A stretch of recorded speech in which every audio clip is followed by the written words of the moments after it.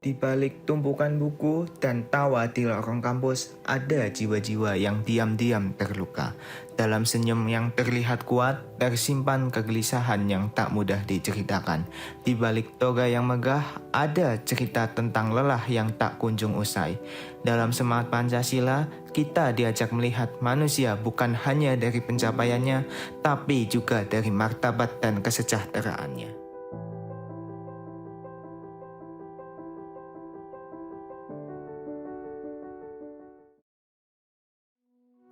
Di kampus, kita belajar tentang logika dan ilmu pengetahuan, tapi kita sering melupakan belajar tentang perasaan.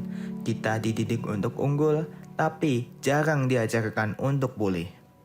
Pancasila mengajarkan tentang kemanusiaan, keadilan, dan persatuan. Nilai-nilai yang seharusnya juga hidup di setiap kampus sebagai tempat belajar dan juga tempat menjadi manusia. Namun, benarkah semua mahasiswa merasa aman dan didengar? Apakah tekanan yang mereka hadapi hari ini membuat mereka tumbuh atau justru tumbang di keesokan harinya? Menurut data Kementerian Kesehatan Republik Indonesia tahun 2024, sekitar 35% mahasiswa di Indonesia mengalami gangguan psikologis seperti depresi ringan, kecemasan, maupun burnout. Data WHO Global juga menunjukkan bahwa mahasiswa adalah kelompok yang paling rentan terhadap krisis mental akibat tekanan sosial, akademik, maupun finansial. Sebuah survei yang dilakukan oleh UGM tahun 2023 terhadap 2.100 mahasiswa menunjukkan bahwa 62% mahasiswa merasa tertekan selama lebih dari 2 minggu berturut-turut. 38% lainnya mengalami kesulitan tidur karena memiliki beban perkuliahan. 19% bahkan pernah berpikir untuk berhenti kuliah karena alasan mental. Kesehatan mental bukan semata tentang kesedih sesaat, melainkan luka dalam yang dibiarkan membusuk karena takut dihakimi. Gangguan mental di dunia akademik seringkali hadir dalam wujud insomnia, kehilangan motivasi, ketakutan berlebih, hingga krisis eksistensi. Kampus seharusnya menjadi tempat untuk bertumbuh, tapi ketika tekanan melebihi kemampuan, tempat belajar berubah menjadi tempat penderitaan. Maka penting untuk melihat bagaimana sistem dan budaya akademik berkontribusi terhadap kesehatan mental mahasiswanya.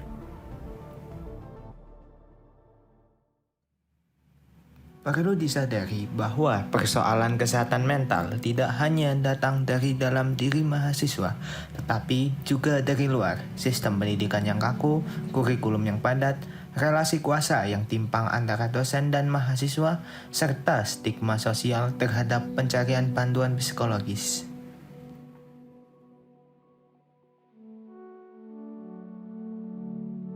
Kasus pertama terjadi di salah satu PTN Jawa Tengah tahun 2023. Seorang mahasiswa tingkat akhir ditemukan meninggal di kamar kosnya.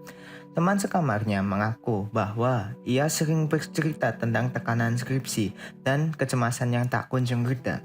Namun, ia tak pernah pergi ke konselor karena takut dicap lemah. Oke, menurutku tanggapannya cukup miris ya. Kenapa? Sebenarnya karena ada beberapa konteks di sini. Yang pertama, dia takut untuk dicap lemah ketika pergi ke konselor atau mungkin psikolog. Ini adalah sebuah kasus yang menurut aku fatal juga. Karena kenapa? Ketika dia berpikiran seperti itu, dalam diri dia ada stigma ya.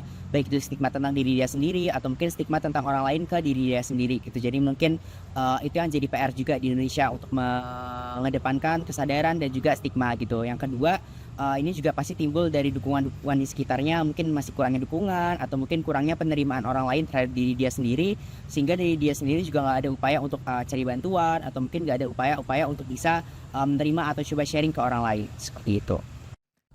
Kasus yang kedua adalah kasus di Yogyakarta pada tahun 2022. Seorang mahasiswa viral karena curhat di media sosial tentang bagaimana IPK-nya tidak menentukan kemampuannya sebagai manusia. Ia menulis, "Aku bukan angka, tetapi kampusku menjadikanku angka." Postingan itu disukai oleh puluhan ribu orang yang menandakan bahwa banyak mahasiswa merasakan hal yang sama. Ya, selanjutnya terkait kasus mengenai kesalahan akademik khususnya tentang IPK, pastinya itu hal yang wajar banget dan kita ngerasain semua di sini sebagai mahasiswa terkait tekanan akademik yang juga desa.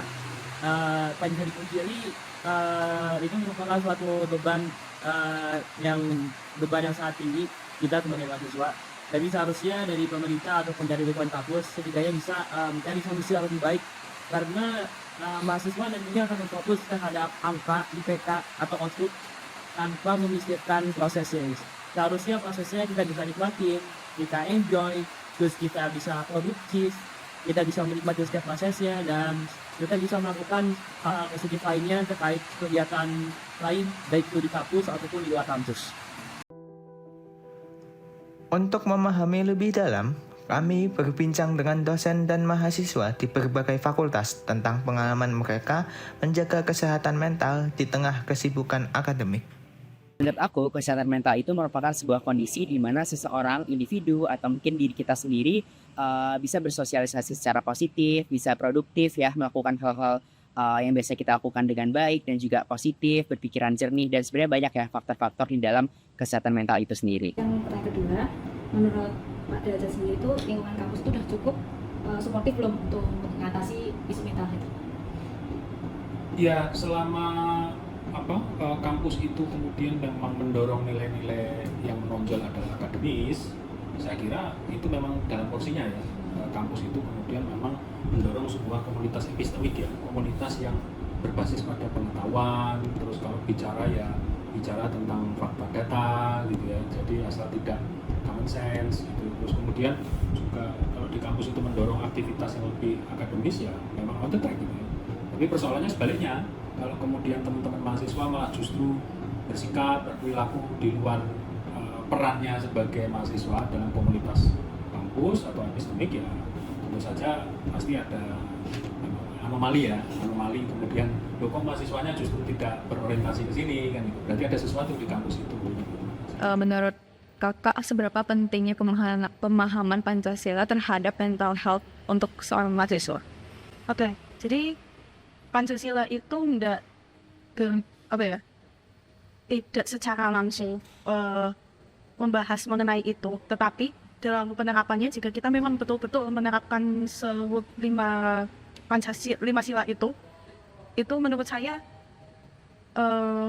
mental health itu bisa meningkat lebih baik menurut saya karena implementasi dari sila-sila bersama kayak sila pertama keturunan Waisak yang mana kita percaya bahwa ada ada Tuhan gitu dan menurut saya untuk sila pertama ini selain kita baik dalam hubungan vertikal, kita juga bisa hubungan secara horizontal sama manusia. Dan menurut saya ketika poin sila pertama ini sudah diterapkan, maka sila-sila yang lainnya bisa mengikuti. Dengan saya seperti itu. Oke. Mungkin ketika dengar pertanyaan ini kesannya kayak apa sih hubungannya mental health sama Pancasila gitu kan. Tapi setelah aku cukup merenungkan dan berpikir gitu apa relevansi Pancasila, mungkin aku menemukan beberapa hal.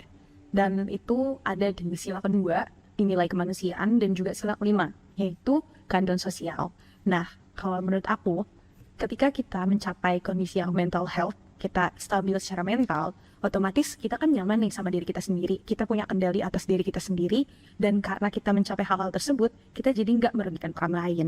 Nah, ketika kita nggak merugikan orang lain, kita juga menjadi kayak kita bisa saling memahami gitu. Kita bisa mengerti bahwa orang lain juga mungkin memiliki kondisi yang sama, mungkin kayak entah belum tercapai mental health tersebut atau mungkin masih berjuang untuk mendapatkan kestabilan secara mental. Jadi ketika kita udah mencapai mental health, kita jadi semakin memahami nih, kita jadi semakin peduli sama orang lain, kita jadi semakin memahami kondisi orang lain, dan dengan itu kita sudah menerapkan nih sila kedua, yaitu kemanusiaan yang adil dan beradab. Kita jadi memperlakukan orang lain memang dengan budi pekerti, dengan karakter yang kita punya gitu loh. Kita nggak yang jadi orang nggak pedulian atau jadi orang yang ya udah, tapi kita sepenuhnya sadar, nggak cuma sadar akan diri kita tapi juga sadar sama keadaan orang lain gitu. Nah, selain dari sila kedua, di sila kelima, keadilan, ketika tadi kita saling memahami, kita saling mengerti.